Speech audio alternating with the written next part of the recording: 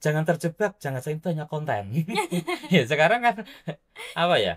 Bisa dikatakan itu kalau untuk konten itu kadang kan mohon maaf loh ya, itu kan ngawur itu kan. Betul.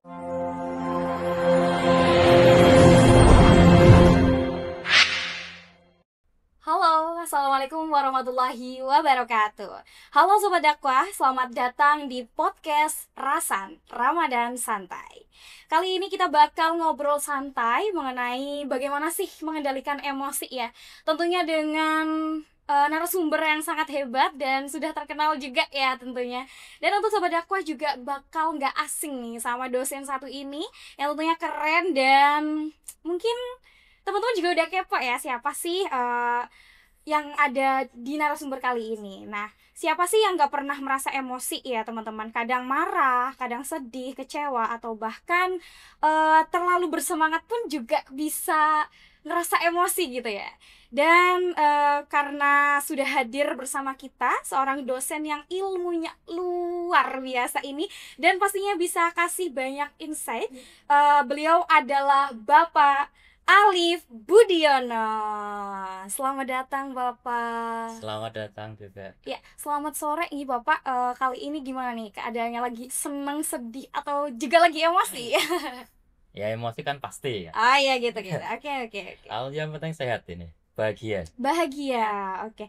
Dan kali ini Bapak, saya Fadlianti nih. Kita bakal membahas mengenai bagaimana mengendalikan emosi nih.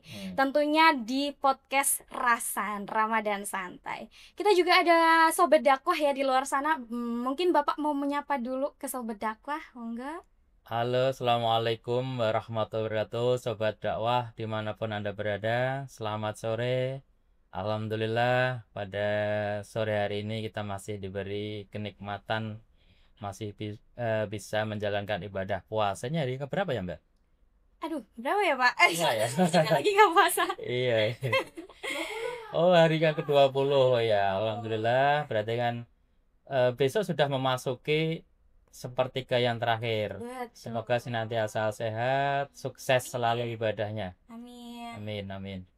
Oke Bapak nih, saya senang sekali ya Bapak ya tentunya bertemu dengan Bapak Alif karena di bangku kuliah saya belum pernah Belum pernah ya? bertemu Pak Berarti Alif beda nih. prodi ini ya? Iya, saya dari KPI Bapak. Dari KPI. Iya betul. Dan sekarang saya berkesempatan untuk apa nih, ngobrol langsung dengan Bapak Alif. Iya. Dan tentunya bakal lebih luas juga nih Pak.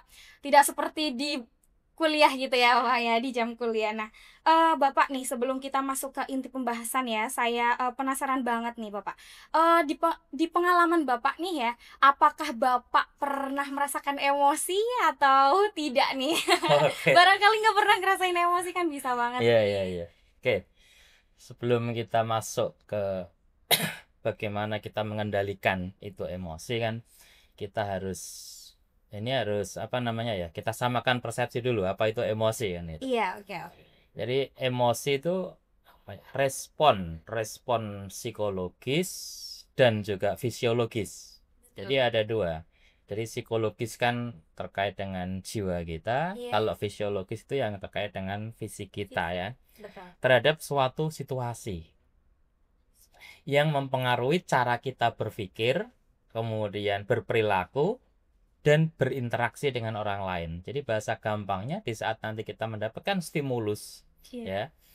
Kemudian stimulus itu kan akan mempengaruhi perasaan kita atau fisik kita. Sehingga dari situlah nanti kita akan memproses itu gitu.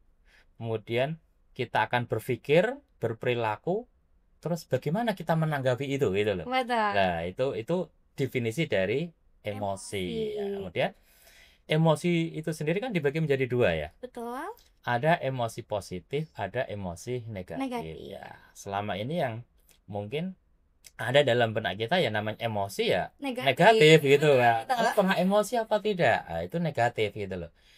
Emosi positif saya yakin semua orang pasti pernah merasakan. Contohnya apa sih? Bahagia. Seperti Mbak Anti saat ini kan bahagia banget gitu. Nggak tahu kenapa ya. Karena ketemu Pak Alif. Iya, apakah mungkin TR sudah pada ngalir gitu kan. Betul. Itu emosi juga seperti itu. Kemudian yang kedua cinta gitu kan. Cinta. Itu termasuk emosi gitu kan. Kita kan bisa mengekspresikannya macam-macam itu kan. Kemudian syukur.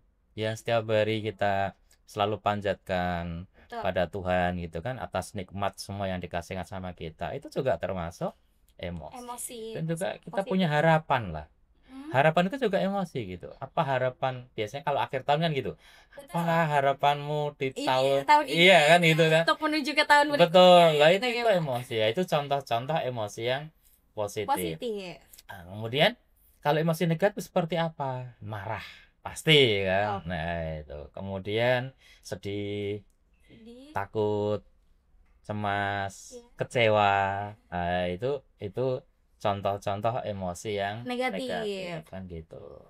Oke Bapak, berikut sudah dicontohkan ya Iya, Bapak iya. untuk emosi yang negatif dan positif. Tentunya teman-teman sobat dakwah nih ya pasti pernah ngerasain juga Iya. emosi yang positif. Namun setelah saya tanya-tanya ya Pak Iya. ke teman-teman, taunya ya emosi itu emosi yang Negatif, negatif. ya. Betul seperti Iya. yang Bapak katakan tadi. Heeh. Dan contoh juga ya Bapak Mm. untuk emosi yang positif, kadang misal wisuda gitu ya Pak, Iya, itu kan iya. senang terus nangis, itu Iya, juga termasuk betul. emosi Emosi Bapak. itu emosi. Bagaimana kita mengekspresikan Iya. gitu kan? Karena dari tadi kan ada stimulus, kemudian merespon psikologis dan fisiologis kita. Mm-mm.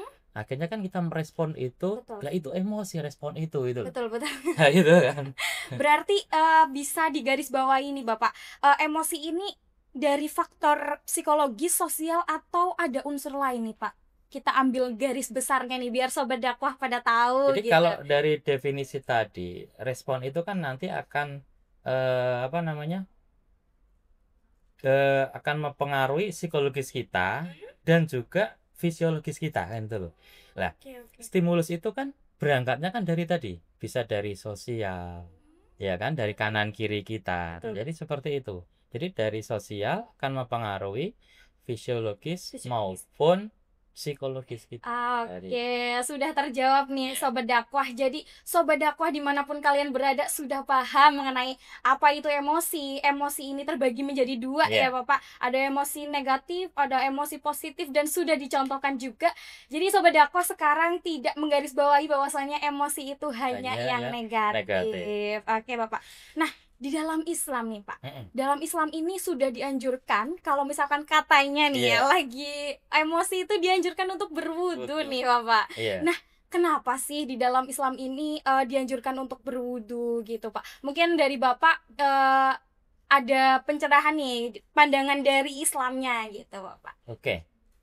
Jadi sebelum ke arah sana kan, maka sebenarnya ada yang perlu digarisbawahi adalah bagaimana kita perlu sadar emosi itu tadi.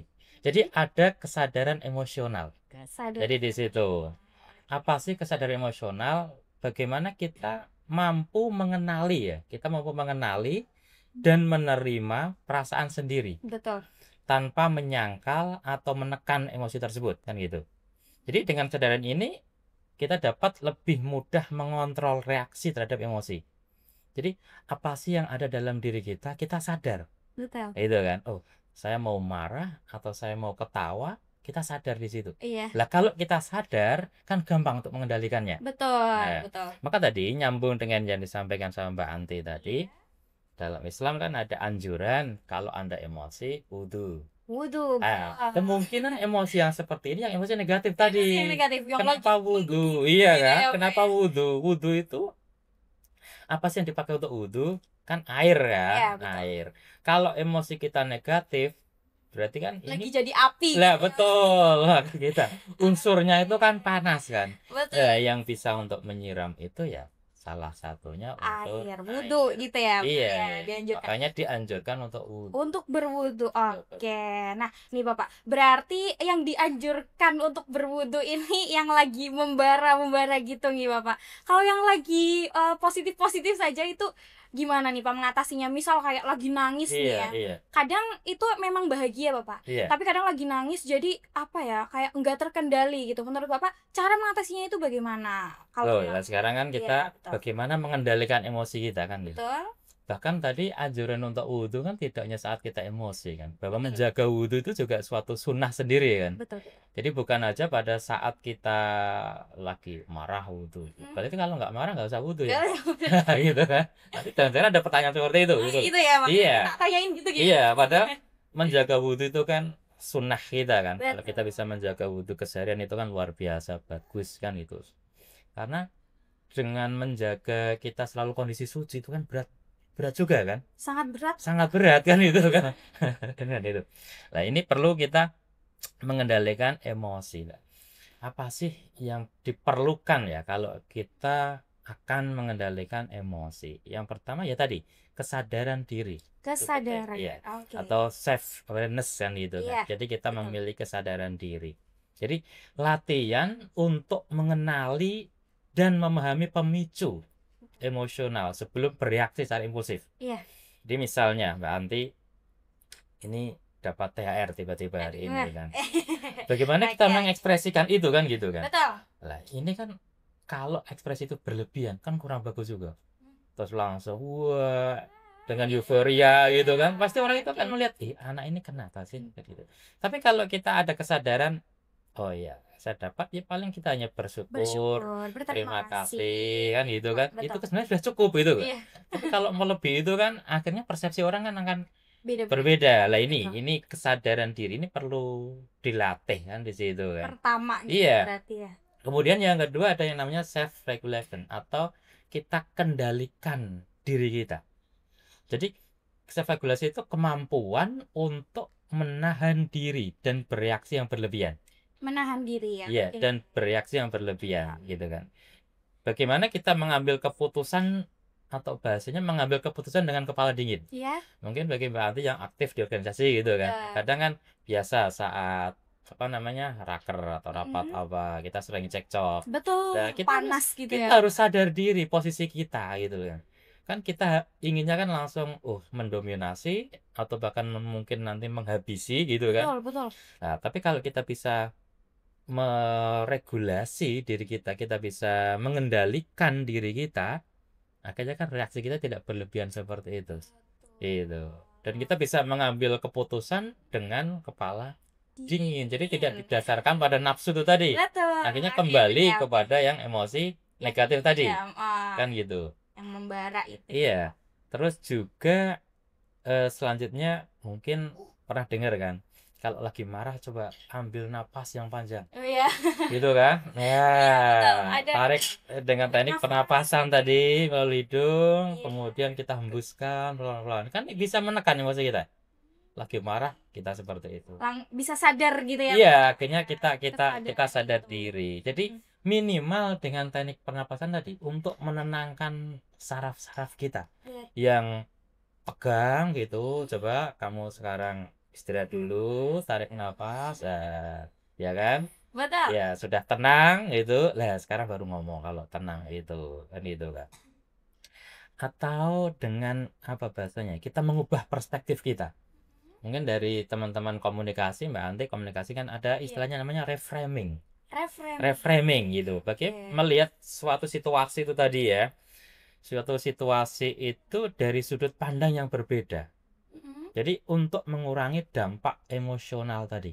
Betul. Gitu. Jadi mungkin apa kalau dalam Islam itu kita tidak boleh seudon terus. Iya. Jadi kalau sesuatu coba husnudon dong. Iya, husnudon dulu kita gitu ya. Iya, maka kita rubah perspektif itu gitu. Betul. Akhirnya kan jadi tidak marah gitu.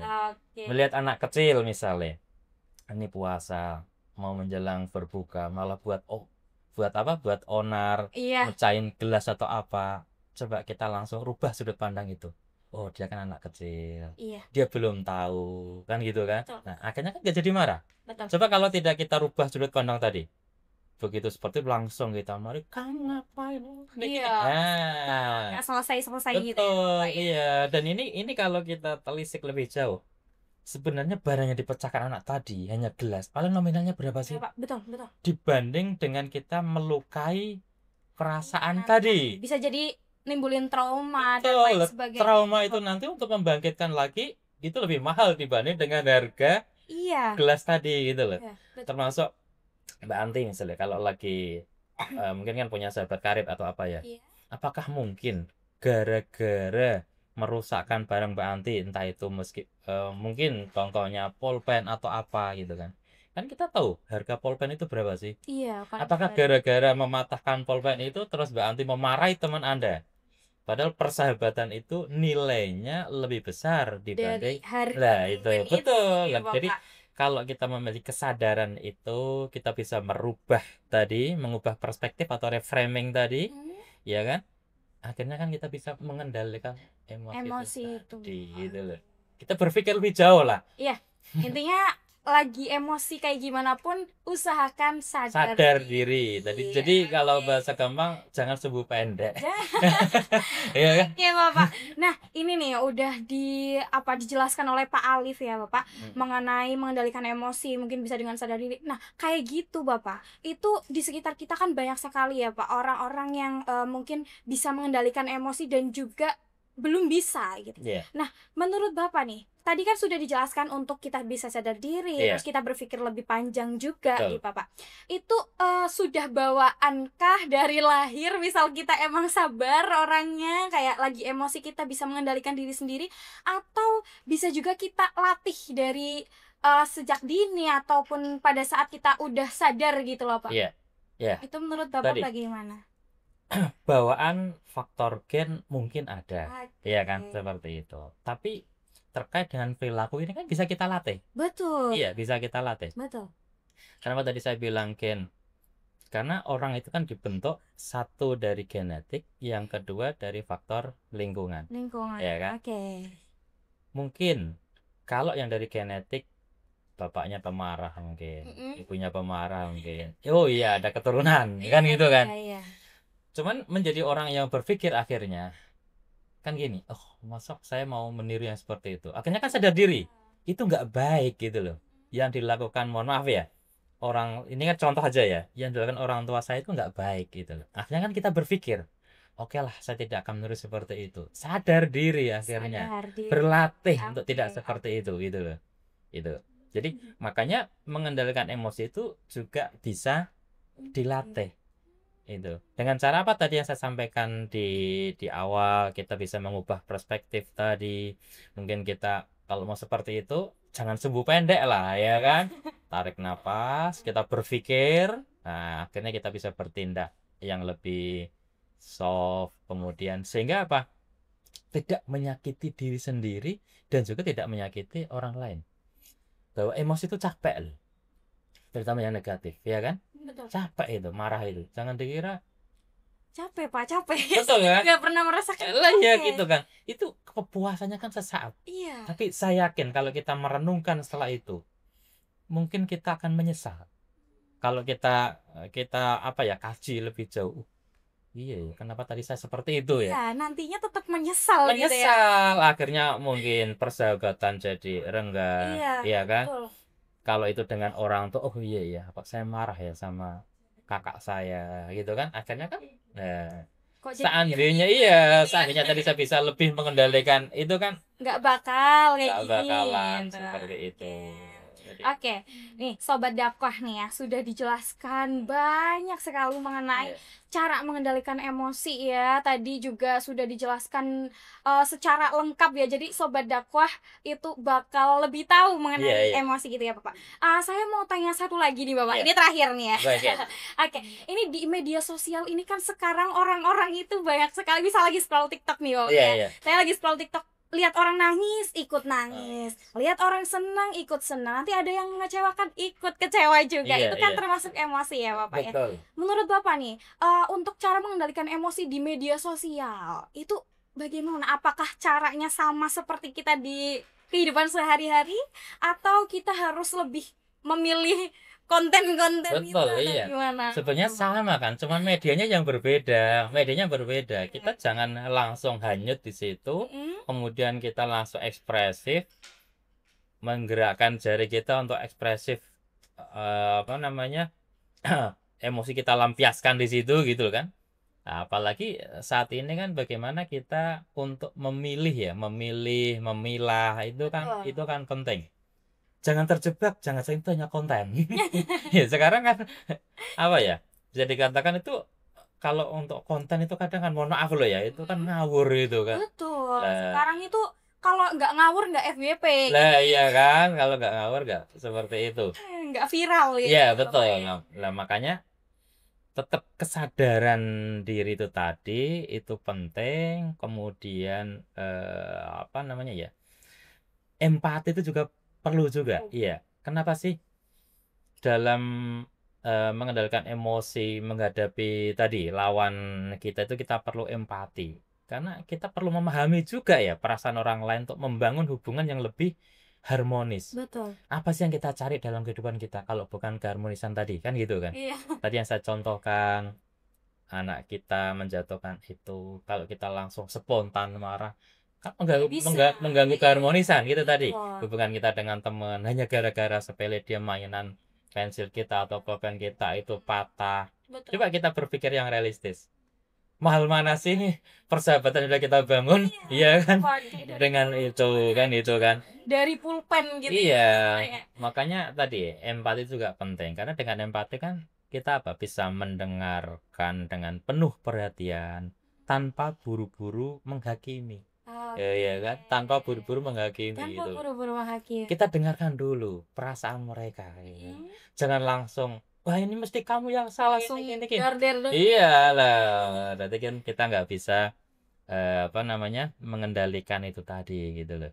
Terus juga ini yang paling penting juga dalam mengendalikan emosi, sebenarnya rutinitas sehat, hidup sehat itu penting. Oh, itu juga ngaruh ya, Bapak? Iya, itu ngaruh bagaimana kita mungkin dengan olahraga yang teratur, kita bisa melepaskan apa ya, hormon-hormon kebahagiaan kita, itu kan. Karena kalau orang yang kurang bahagia itu kan gampang marah juga kan. Betul, Bang. Iya kan.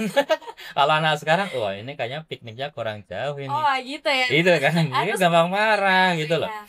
Tidur yang cukup, pola makan yang seimbang. Kan orang itu kalau lelah ya, kurang tidur, gampang marah kan? Iya. Betul kan? Karena Makanya kayak iya, asli. ini capek banget. Apapun itu dibikin marah. Betul, capek banget gitu kan, lelah, kurang tidur. Jadi gampang tersinggung akhirnya. Maka perilaku hidup sehat itu penting. Sangat penting. Sangat penting gitu ya. Iya. Oke, terima kasih Bapak. Ini penjelasannya sudah keren banget ya. Saya juga termasuk orang yang kadang ya pasti ada emosi ya Bapak ya. Iya, itu wajar. Pak Alif juga yang sudah tahu lebih jelas mengenai emosinya masih emosi ya Bapak, karena itu kita sebagai manusia tidak bakal jauh dari emosi. Betul. Itu berarti ya Bapak ya. Oke, Masya Allah. Oke, pembahasan kita hari ini benar-benar membuka wawasan ya Bapak untuk sobat dakwah sekalian dan juga buat saya sendiri. Intinya kita ada di fase-fase yang emosi itu, namun banyak sekali cara untuk meredakan emosi itu ya Bapak. Kita juga bisa berwudu, kita juga bisa mengendalikan emosi dengan cara kita sadar diri. Itu yang paling penting, regulasi diri. Tubuhnya jangan pendek ya. Oke, terima kasih Bapak Alif sudah menyempatkan waktunya ya datang ke podcast Rasan ini ya, dengan penuh semangat dan bahagia tentunya, karena energi positif bakal datang dari diri kita sendiri ya Bapak. Jadi kalau Bapak positif, saya juga ikut bahagia. Kan, Bapak bahagia, saya ikut bahagia. Bisa seperti itu gitu kan. Oke, terima kasih Bapak untuk kesempatan kali ini.